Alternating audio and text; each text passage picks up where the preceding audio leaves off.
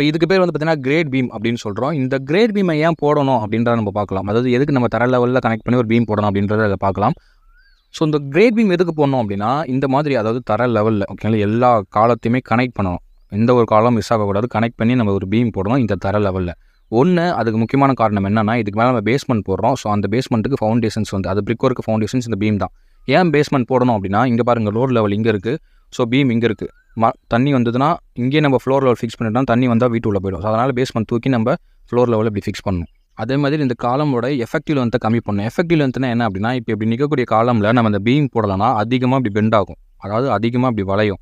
So அதை avoid பண்ணுறதுக்கு என்ன பண்ணோம்னா இந்த மாதிரி நம்ம பீம் போட்டுட்டு ரூஃப் லெவலில் அதாவது பீம் போட்டோம் அப்படின்னா 2 பீம் கூட மட்டும்தான் வந்து பார்த்தீங்கன்னா லோட் ஆக்ட் ஆகும். ஸோ தட் இந்த பீமோடைய இந்த காலமோடைய எஃபெக்டிவ் லென்த் அதாவது பெண்ட் ஆகிறது குறையும். இப்போ இதுக்கு பேர் வந்து பார்த்தீங்கன்னா கிரேட் பீம் அப்படின்னு சொல்கிறோம். இந்த கிரேட் பீமை ஏன் போடணும் அப்படின்றத நம்ம பார்க்கலாம். அதாவது எதுக்கு நம்ம தர லெவலில் கனெக்ட் பண்ணி ஒரு பீம் போடணும் அப்படின்றத அதை பார்க்கலாம்.